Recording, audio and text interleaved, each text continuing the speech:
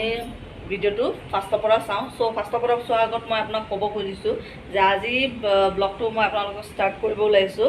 মই জুবিন নৰেগী আপোনালোক সকলোকে মোৰ ব্লগলৈ স্বাগতম জনাইছোঁ যে আজি মই ব্লগটো বনাম আপোনাৰ শ্ৰী ৰঘুপতি চিনেমাখনৰ ওপৰত। আমি জুবিনদাৰ বিষয়ে নহয়, কাৰণ আমি অসমীয়া মানুহ হয়। চ' অসমীয়া ফিল্ম ইণ্ডাষ্ট্ৰিটো ছাপোৰ্ট কৰিব লাগে, যাতে বলিউড যেনেকৈ চলি আছে আমাৰ অসমীয়াটো সেনেকৈয়ে চলক।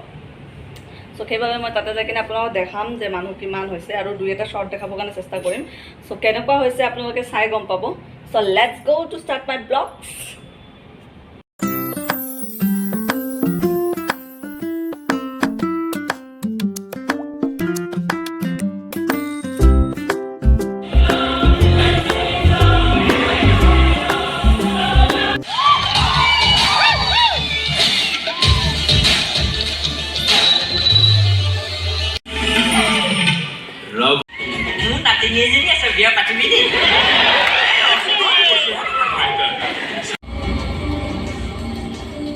ৰঘুপতি ৰাম পেগ এটা ল'ব নেকি?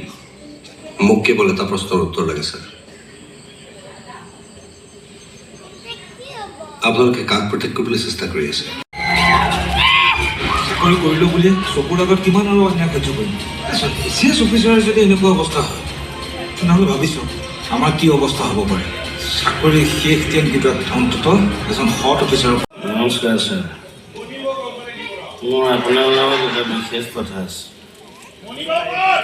আকৌ একেবোৰ কথা ক'বলৈ আহিছে যদি আপুনি যাওঁকৈ কৈলেন। ইণ্ডিয়া ভাৰ্চেছ বাংলাদেশ, আজি কোন জিকিব? বাংলাদেশ।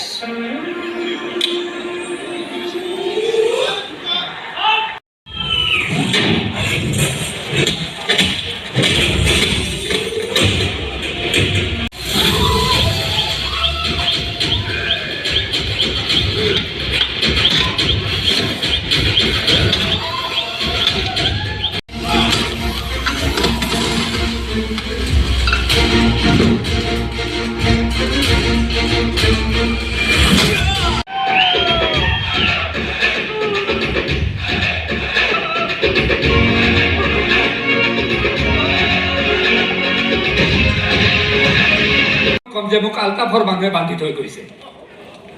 হাৰামজাদা, আলতাফৰ কাৰণে মই হাথিয়াৰ চাপ্লাই কৰিছিলোঁ।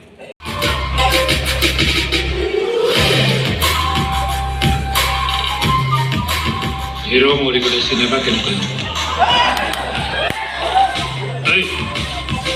দেখি দিওঁ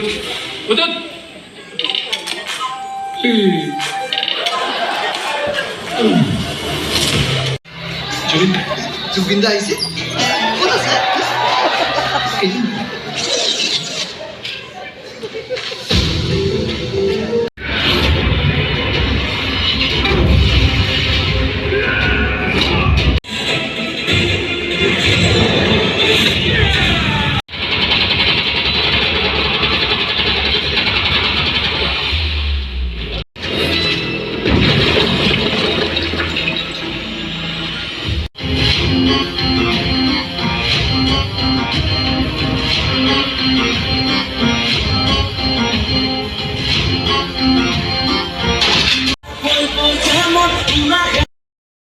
এই গাইজ দেখা পালে শ্বৰ্টকেইটা মই মানে গোটেই শ্বৰ্টখিনি দিয়া নাই আপোনাৰ। তাতে ইম'শ্যন আছিলে, লাভ আছিলে, কমেডি আছিলে। মই সেই তিনিটা শ্বৰ্ট দিয়া নাই তাতে।